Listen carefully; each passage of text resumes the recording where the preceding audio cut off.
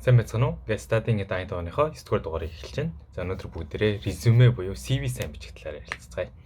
За би болохоор 2016 оноос хойш CV-г үүсгээд Business Network, Canva, Naver Resume, Overleaf гэдэг янз янзын системүүдээр үүсгээ явсан. Тэгээд өөрчлөгдөд явсан байгаа. Жилдээ нэг эсвэл 2 жилдээ нэг өөрчлөөд.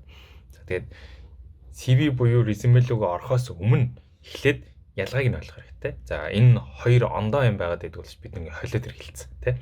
За CV гэдэг маань болохоор 2-10 утастай урт бүх юм ин оролцсон юм байгаа да. Ерөнхийдөө бол ажлын туршлага, боловсрол, шагнал, магнал бүгдийг нь оролцсон байна гэсэн үг. За резюме гэдэг нь болохоор богинохон, за Францаар дүгнэлэх судагтай 1-2 утастай тухайн ажлын байранд тохируулсан. За тэгээ бид нар болохоор яг үнэндээ резюме бичдэг, резюмег өгдөг. Гэхдээ амьдрал дээр ярихдаа CV гэж ярьдаг байгаа. За ямар ч гэсэн ялгаатай гэхдээ бодит амьдрал дээр бол CV-г яриад сурцсан байна. За тэгээд энэ маань цаашаа юу хэлэх вэ гэхээр CV-г ихэвчлэн академик буюу те их сургуулийн багш одоо юу гэдэг профессор болоход их ашигладаг болвол резюмег ажилд өгдөг. Тэгээд ямар зорилготой вэ гэхээр ерөөсөө л ажлын байранд өргөдөхөд эхний интервьюд ороход л зориулсан. Эхний шатад аваад за энэ нөхрийг бид нэр дараагийн шатанд ярилцлаганд өрмөөр байна гэдэг тэрэнд л зориулсан гэсэн үг. За тэгээд резюмегээ бичихд айгүй олон янзын шаардлагууд байгаа. Тэгээд хамгийн basic буюу энгийн юмнууд нь үсгийн фонт хэд байх вэ? 10-аас 12. За мөр хоорондын зай, дээрэс нь фонт, маржин ямар байх вэ те? Ерөнхий стандарт нь ямар байх вэ? Хоорондоо адилхан тийм тууштай бичиглийн хэлбэр адилхан байх хэрэгтэй гэдэг. Тэднээс нь чухал байдаг. За тэгээд үүнээс гадна холбоо барих, имэйл утас, хаяг. За боловсрол хамгийн сүүлийн бүх чухал туршлага. За хамааралтай эсрэгээр нь нэг сүүлд хийснийгээ дээрээс нь эхэлж авдаг. За тэгээд уур чадвараа оруулна. Гэтэ уур чадвараа бас яаж оруулах вэ гэдэг нь чухал. Нөгөө талаас туршлага дотроо bullet point буюу те нэг 3 мөр юм бичихэд уур чадвараа шингээдэг. За тэр нь болохоор би ийм имийг ингэж хийгээд ийм үр дүн гаргаад за юу гэдэг төдөө хуваар сайжруулсан ингэсэн гэдэг тийм одоо форматаар хэлбэрээр бичдэг гэсэн үг. За энэ нь болохоор хүмүүст одоо юу гэдэг маш богино хугацаанд чухал мэдээллийг өгөхөд зориулсан. За тэгээ энэ дээр мэдээж үүсэн ялдаа гаргаж болохгүй хэтэрхий technical jargon та янз янзын үг fancy үг хэрэглээд авах хэрэггүй хамааралгүй юмыг оруулах хэрэггүй. Тэгээ угаасаа 1-2 утас учраас бүх юм угаасаа орж чадахгүй. Зориулсан чухал хамааралтай юм л оруулна гэсэн үг. За тэгээд энэ дээр бусад нэг санах юм нь болохоор гэрийн аягийг өөрт чинь ашигтай бол оруулах хэрэгтэй. Жишээ нь одоо юу гэдэг би энэ газарт ажиллах чинь манай гэрээ орхон бол оруулчих. Хол байх юм бол заавал оруулах гэдэг хэрэггүй. За LinkedIn эсвэл вебсайт байдаг бол оруулах хэрэгтэй. Ялангуяа софтвер инженерүүд бол өөрсдийн гэсэн хувийн вебтэй байдаг учраас оруулах зүгээр. Боловсролын хувьд бол олон сургуульд амжсан байх юм бол хамгийн сүүлийнхэн ч тийм үү те. За миний хувьд жишээ нь дамжиж жагаад нэгнээс нь диплом авсан бол тэрнийг л оруулчихдаг. Бүгдийг бичих албагүй. За дээрээс нь туршлага нь их болоод байх тусам нөгөө юмнууд нь importance буюу те чухал нь улам бага болоод байна гэсэн үг. За ажлын туршлагаа оруулахдаа энэ компанид ийм үүрэгтэй төднөөс төдний орнд ажилласан. Гэхдээ ийм юм хийсэн гэдэг. Нөгөө нэг bullet point маань action verb accomplishment metric гэсэн 3 юм байгаа даа.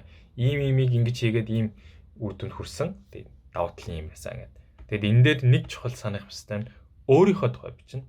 Манай баг ингэсэн биш.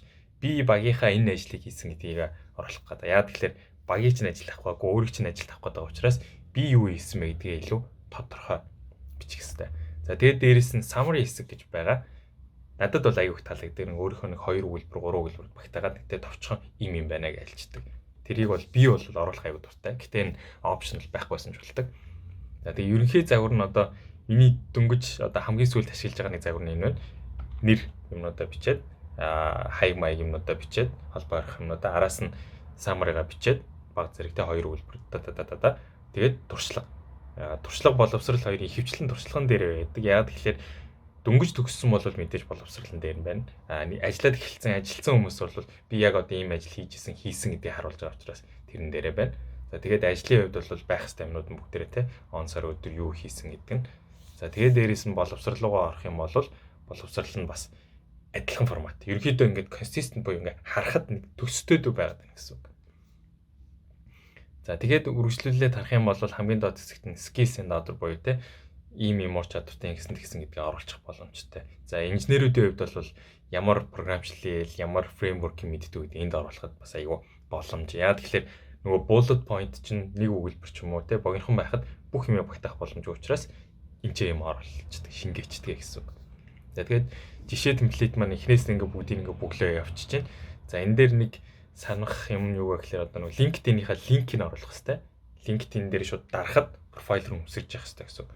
Тэрнийг анзаарах хэрэгтэй. За тэгээд summary хэсэг байлгамааргүй бол байлгахгүй байж болно. За bullet point-ыг 2-оос 4 байж болно. За заримдаа 5 байдаг.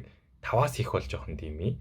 Тэгээд энэ мөрийн хувьд 2 3 мөр байхад ер нь бол би бол жишээ 1 мөр байхад окей гэж боддог. Тэгээд 2 бол бас окей. Гэтэ жоохон их болчдөг. 3 бол арай урт болчихж байна. Дээрэс нь хэрвээ 2 мөр ашиглаж байгаа бол нөгөө мөрөө дүүртэл ашиглах хэрэгтэй.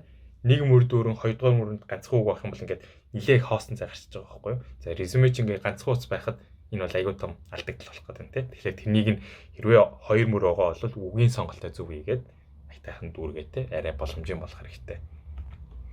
За тэгээд ихэвчлэн ингээд ажил болгон дээр ийм ролтой ийм газар ажил хийсэн 3 bullet pointтэй.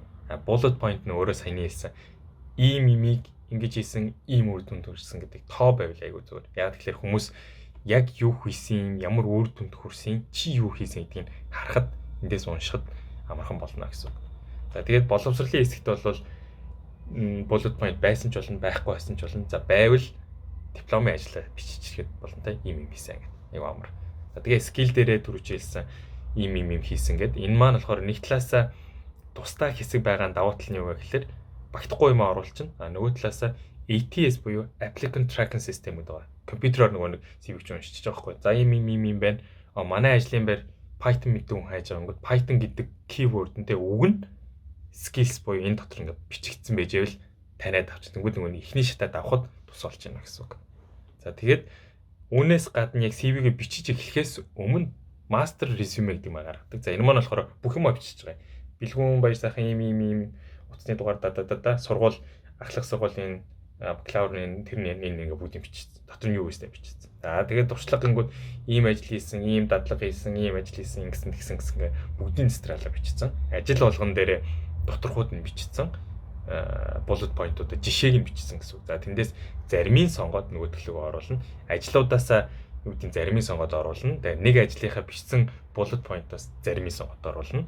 За өөр илүү сертификат, курс, прожект юу гэдэг те бүгдийг бас ингээд бэлтцсэн.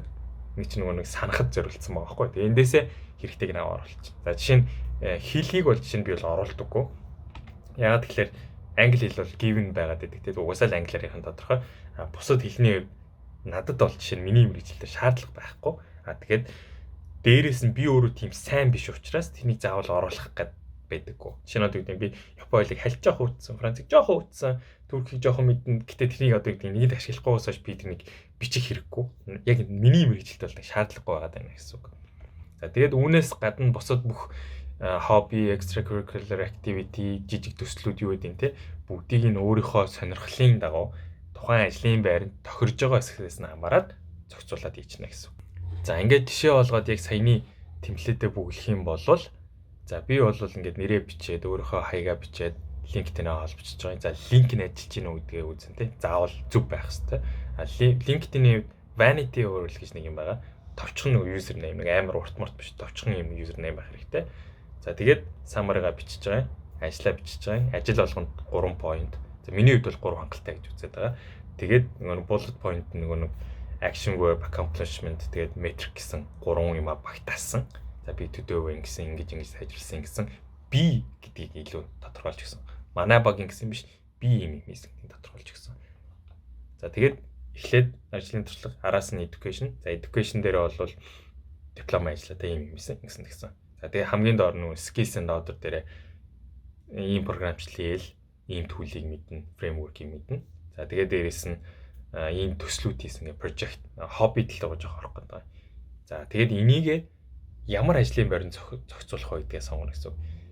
Одоо жишээ нь media scientist on system architect-ing гэдэг ESI гэж байна. Тэнгүүд за энэ компани ямар компани, юу хийдгийг, за юу хүсэж байгаа юм, ямар компанитай хамтарч ажилладаг, миний хийх гэж байгаа ажил нь юу юм гэдгийг уншаад тэрэндээ тохируулж ингээд нэг жоохон нюансыг өөрчлөлттэй аль ажлын байрын туршлага оруулах вэ, алийг оруулах гэдгийг янзлаад энэ дотроо яг энэ ажлын байр юу хийх гэдэг нэгдгийг уншаад тэгвэл надад хэрэгтэй нөгөө нэг requirement нь юу вэ гэдэг харж агаад skills-үүдээ сонгоод за надад 10 skills байхад 5 нь энэчээ давхцчихвэл тэ нөгөө 5-ыг яшаа оруулаад энэ дээр тохируулчихна гэсэн. За энэ ажлын байрны хувьд бол жишээ нь одоо судалгаа хийдэг, POC буюу proof of concept build хийдэг, за олон компанитай ажилладаг. За яг одоогийн байдлаар security талын, за дээрэс нь IoT, cloud connected, high tech төрлийн системүүдэд team хамааралтай одоо team targeted юм хийдэг. За тэр нь болохоор систем архитектийн төрлийн ажил хийнэ гэсэн байна. Тэгээд дээрэс нь мэдээж computer science дэгрээтэй сайн ажилтдаг ийм юмны туршлагатай те high tech-т ажиллаж исэн өөрөө бас нэг тийм энергитэй одоо тийм одоо жоохон proactive маягийн team хүн хайж гинэ гэж байна. Тэгэхээр тэрэндэн зориулаад өөрийгөө team гэдгийг нь харуулах хэрэгтэй юмуд оруулж гинэ гэсэн үг. За тэгээ мэдээж бусад бүх мэдээлэл компанийн тухай мэдээлэл одоо юудын compensation юу байна, дээрээс нь career development нь юу байна гэдгийг хараад хэрэгтэй мэдээллүүдийг уншаад бэлэн байж явах хэрэгтэй гэсэн. Заримыг нь оруулахын резюмедээ оруулан, заримыг бэлтжээд ярилцлаган дээр ашиглахад бэлэн байна гэсэн. За тэгээ саяны ажлын байртай энэ резюмегээ зохицуулаад бэлдээд за PDF-ээ гаргаж ирээд тэнгүүдээ шалгаад дээр линк мink болж гэнэ үгүй үзээд хүнээр үзүүлэх хэрэгтэй. Яг тэгэхээр хүн өөрийнхөө юм нэг ондоо гаргадаг, өөр хүмүүс ондоо гаргадаг. Тийм учраас хүнд өгөөд фидбек авах нь айгүй чухал. Тэр нь айгүй хэрэгтэй байдаг гэсэн. За би бол жишээ нь сүүлийн үед баг зарим нь онлайн тавиад хүмүүсээс асуучдаг ганц хоёр удаа. Зарим нь болохоор хүмүүс лөө специфик тэ энэ хүнээс эсвэл энэ мэргэжлийн хүнээс ч юм асуугаад юу нь болж юм болохгүй байна, яамаар байна гэдэг. Тэгээд өөрчлөн гэхээсээ илүү алдааны юу байна, зарим юмыг яаж өөр үг хэрэгжилж болох уу гэдэг дээр л хөвчлэн төвлөрдөг. Тэрнээс шиг ингээд хүн ингэж хэллээ гэдэг оронгоор нь бол нэг өөрчлөгдчихдэггүй. За тэгээд энэ дээр бас нэг анзаарах нэг зүйл байдаг нь юу вэ гэхээр ATS буюу нэг автоматар шалгаж байгаа юм чинь хоёр мөр ингээд хоёр колонтой CV-г жоохон муу уншдаг. Нэг яг бүгд биш л гэхдээ зарим жоохон муу уншдаг учраас алдаа гараад идэг гэсэн. Тэгэхээр сүүлийн үеийн одоо үеийн recommendation нэг мөр дээрэс нь ингээд илүү дутуу зураг мураггүй те сайхан ингээд энгийн хар тийм байх нь айгу мод гэх юм уу да. Энгийн бөгөөд амархан дээрэс нь модонд байгаад байна л гэсэн. Тэгээ би бас эхлээд айгу өнгөлөг янз юм байдаг гэсэн сүүл рүүгээ улам даруухан басаар хагаад одоо хамгийн сүүлийнх нь нэг хар өнгөтэй яг ганцхан мөртэй илүү дутуу юм бараг байхгүй юм болцсон. За тэгээд 5 жил хүртэлх ажлын туршлагатай бол нэг удаа хангалттай гэдэг. 5-аас дээш бол 2 удаа байж болно гэдэг. Гэтэ заавал байх албагүй. За миний хувьд бол богинохон байх дуртай. Гэхдээ саяхан нэг mock interview-д ороод үзүүлсэн чинь чиний ингээ мэдээлэл чинь айгу бага байгаад байна. Би яг энэ дээр юу хийсний чинь өшөө их мэдмээр байна. 2 удаа хахад бол одоо Dutch одоо Нидерландад бол гэж 2 удаа хахад бол зүгээр штэ ингээд өшөө их мэдээлэл мэдмээр байна. Тэр чинь байхгүй байна. Өшөө их байвал зүгээр штэ гэдэг хичээсэн. Гэхдээ энэ бол компани болгоноос ондоо учраас тухайн компани тухайн улстай зориулаад за тэгээд 5-аас жил минийх одоо баг 7 жил энэ төр болох гэдэг учраас 5-аас их болчингууд за 2 удаа байж болно гэсэн үг. За ингээд резюмегээ шинжилээд хамгийн энгийн буюу те шаардлагатай юмнуудаа зөв хийгээд алдаагүй бичээд тоон үзүүлэлтэд оруулаад PDF-ээ гаргаад тестлээд хүмүүнээр шалгуулад PDF-ээ хадгалахдаа бас CV доогуур зураас нэр PDF-тэй тэгэхгүй зүгээр ингээд my resume-г хадгалчихвал бас болохгүй. Олон юм дундаас ялгагдахгүй учраас миний нэр тэр CV гэдэг юм заавал байж хэрэгтэй гэсэн. Ингээд бусдаар шалгуулах хэрэгтэй. Энэ бэлдсэн юм цааш нь явуулахад бэлэн боллоо гэсэн үг. За ингээд дараагийн дугаараар уулзцгаая. Баяр таа.